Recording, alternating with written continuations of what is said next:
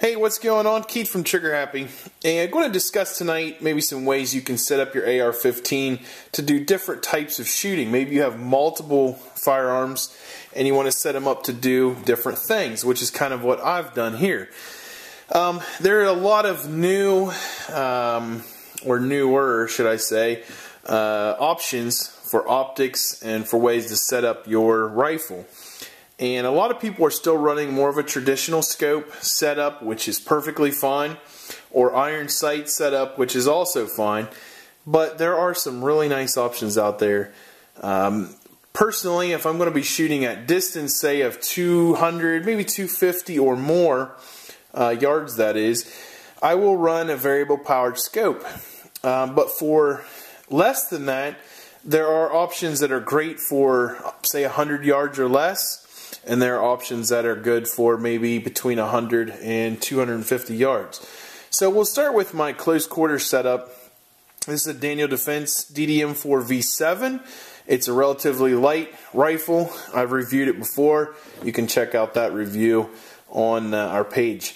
On there I've got an EOTech, and the EOTech that I've run, if you're not familiar with EOTech, it's a holographic type sight. I'll try to get you a picture here.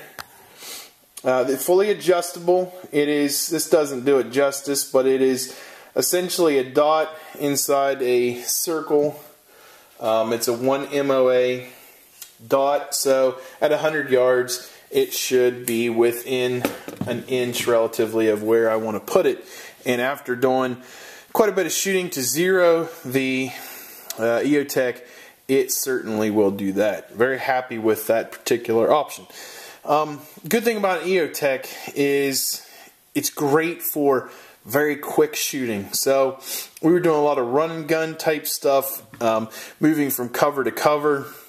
You can pick up targets very fast. You can shoot with both eyes open or one eye shut if you want to go that route. And it's just very good for that type of shooting. It's a good practical use in that it's always illuminated. It runs on either AA batteries, or this is a CR123, I believe, is this battery type. And it has about 500 hours of battery life, which is pretty decent, you know, and I can store extra batteries in my firearm in the stock or in the pistol grip.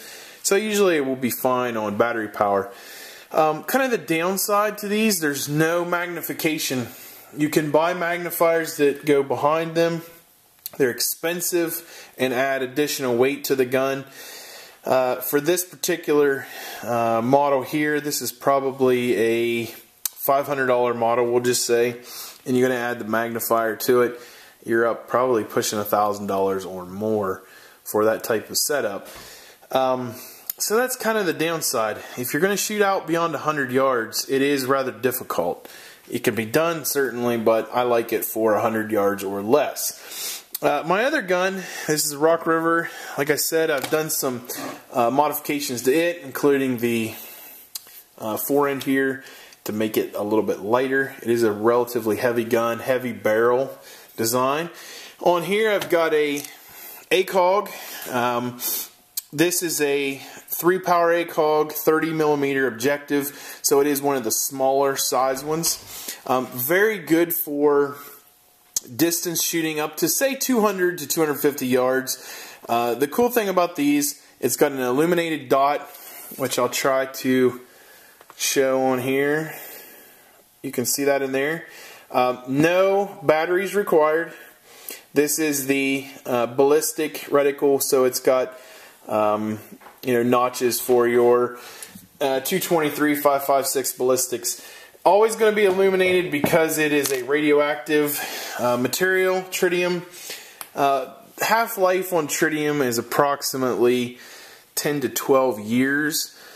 So that's kind of the downside to me on this optic, is that, after a period of 10 or 12 years, it is essentially a standard optic because your illuminated dot is gone. And at a price point of between $850 and probably $1,200 depending upon your model, there's a lot of money to show out there for a 3-powered optic. But for what it is really, really nice. Fully adjustable, obviously, and again, always illuminated. No battery powered requirements there, which is nice. So I guess if you're looking for a way to set up your gun to be the best of both worlds, well, that's kind of difficult. You might want to look at an aim point or something like that, which I don't have here. But if you do have two different firearms like I do, or more, it is nice to have them set up to do different things.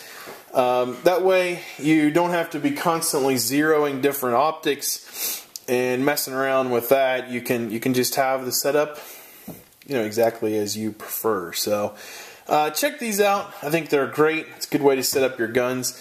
And again, it's Keith from Trigger Happy. Just some basic info on how I set my stuff up. So we'll see you next time. Thanks.